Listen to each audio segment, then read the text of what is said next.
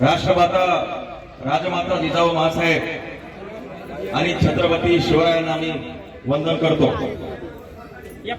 संजीवनी वाघ यांनी छत्रपती शिवरायांच्या पुतळ्याच्या संरक्षणासाठी जो लढा दिला आणि त्या निमित्तानं तिच्यावर जो अन्याय झाला, अत्याचार झाला, त्याचा जबाब विचारण्यासाठी, त्याचा हिशोब विचारण्यासाठी आपण सगळेजण 20 तारखेपासून या ठिकाणी उपस्थित आहोत।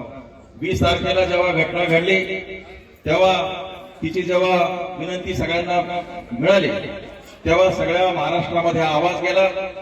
जालन्याचे, बुलढाण्याचे, आपल्या मतदारसंघातला सगळा समाज या ठिकाणी एकवटला होता आणि त्या दिवशीच मी, माझे सगळे पदाधिकारी, कार्यकर्ते या ठिकाणी हजर झालो आणि सकाळी 5 वाजेपर्यंत या ठिकाणी थांबून हा जो जमाव आहे तो शांत केला आणि जे काही दोषी आहे, जे काही संजीवनी वाघ आणि तिची आई आणि बहीण आणि त्यांच्या समोरचे जे लोक आहेत त्यांना जो काही त्रास झाला, ज्यांनी त्याच्यामध्ये अवहेलना केली, त्याच्यामध्ये विनयभंग करून तिचा चारित्र्याचे धिंडवडे काढण्याचा प्रयत्न केलेला आहे, त्या सगळ्या दोषींना ताबडतोब अटक झाली पाहिजे अशी भूमिका त्या दिवशी घेणारा मी आमदार आहे। आणि इथं कोणत्याही प्रकारची लांबूळ चालून सुंगळ मुंगळ भूमिका चालणार नाही। दोषी जे आहेत त्या दोषींना ताबडतोब उचलायचं आजच्या आज ही भूमिका आम्ही त्या दिवशी दिलीपराव असेल, आशिष भाऊ असतील, किशोर भाऊ असतील, आमची सगळ्यांनी घेतली होती आणि त्याच दिवशी इथं जबाब घेतला।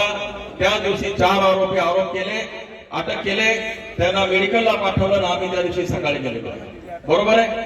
आता हा सगळा कार्यक्रम सुरू आहे। कालचा घटनाक्रम आपल्याला सगळ्याला माहिती आहे। जे काही 29 आणि माझ्या माहितीप्रमाणे 8 असे 37 आहे ना, 37-38 आरोपी या ठिकाणी आहेत। त्याच्यापैकी 21 आरोपी आतापर्यंत पकडलेले आहेत आणि उरलेले जे काही आरोपी ते मोकाट आहेत। आणि म्हणून आपला सगळ्यांचा जो आता या ठिकाणी महत्वाचा मुद्दा मला मांडायचा आहे सगळ्यांना, कारण गेल्या 3 दिवसापासून महाराष्ट्रामध्ये वातावरण खराब होत आहे आणि त्याला जातीय स्वरूप देण्यात येत आहे। बंधूंनो, मला एक सांगायचं आहे, छत्रपती शिवराय हे महाराष्ट्राचं आराध्य दैवत आहे। तुमचं आमचं हे प्राण प्रेरणा स्रोत आहे, आपल्या सगळ्यांचं प्राणाचा श्वास असलेलं हे आपलं दैवत आहे। हे कुठल्या एका जातीचं नाही, धर्माचं नाही, कुणाचंच नाही।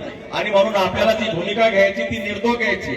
आपल्याला हे जे गाव आहे, या गावामध्ये जरी बहुसंख्य वंजारी समाज असला तरी वंजारी समाजावर कोणाचाही काही त्याच्यामध्ये दोष आणि रोष असण्याचं कारण नाही। आपला जो लढा आहे तो छत्रपती शिवरायाच्या पुतळ्याला समोर घेऊन जे काही संजीवनी वाघने आंदोलन केलं, ते आंदोलन करत असताना तिची व्यक्तिगत जे काही चारित्र्याचे धिंडवडे उडवले, हे धिंडवडे उडवण्याचा अधिकार कोणत्याही माणसाला नाही। आणि ज्याने कोणी केलं असेल त्याला ताबडतोब कायद्याच्या कचाट्यात घ्यायचं आणि त्याला जोपर्यंत शिक्षा मिळत नाही तोपर्यंत आपल्याला शांत बसायचं नाही। इथं जातीचा विषय नाही आणि याच्यामध्ये कोणालाही भरडवून देण्याचा सुद्धा आपला प्रयत्न नाही। कोणत्या जाती समूहाच्या जाती अस्मिता निश्चित असला पाहिजे, परंतु जाती भूमिका घेऊन जातीमध्ये वैमनस्य आपल्याला करायचं नाही। हेच मी तुम्हाला या ठिकाणी सांगायचं आहे। जे दोषी आहेत त्याच्यामध्ये दोषी एकाही दोषाला सोडायचं नाही आणि त्याच्यामध्ये निरपराध असतील तर त्याला सुद्धा आपल्याला भरडू द्यायचं नाही।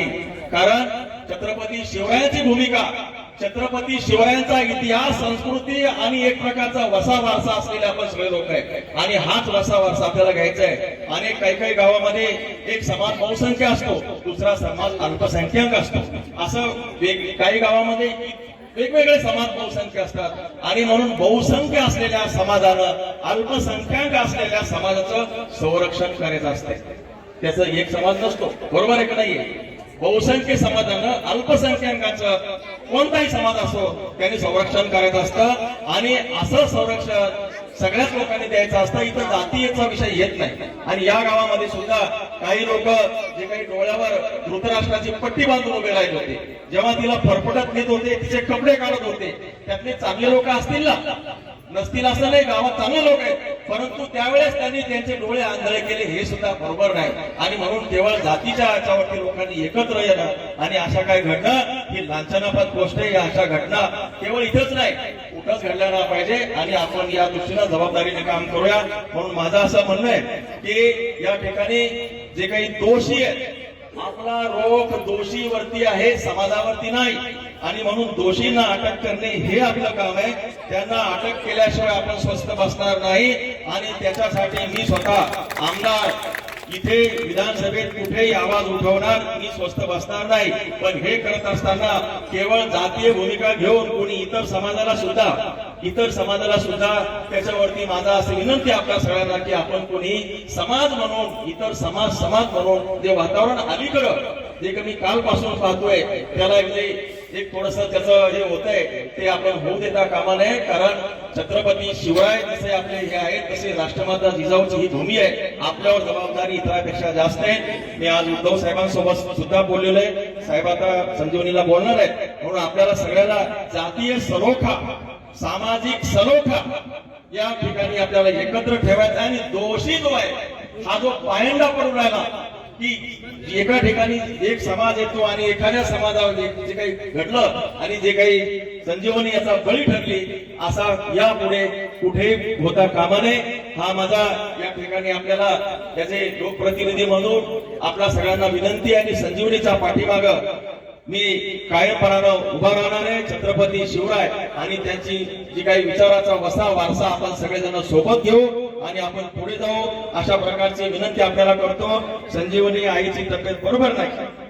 मला डॉक्टरने सांगितलेलं आहे तुम्ही ताबडतोब आता हॉस्पिटलमध्ये ऍडमिट व्हा. कारण मला स्वतः डॉक्टर बोलले की तुमचा कमरेला लागले तरी तुम्ही गेले नाही. तर माझी आता तुम्हाला जाहीर विनंती की तुम्ही आजच्या हॉस्पिटलमध्ये प्रायव्हेटमध्ये दाखल व्हा, नाही तर तुमची तब्येत वाढणार आहे. बाकी सगळं चालत राहील. मला बोलण्याची संधी मिळाली त्याबद्दल मी आपले आभार मानतो आणि माझ्या 2 शब्दांना विराम देतो.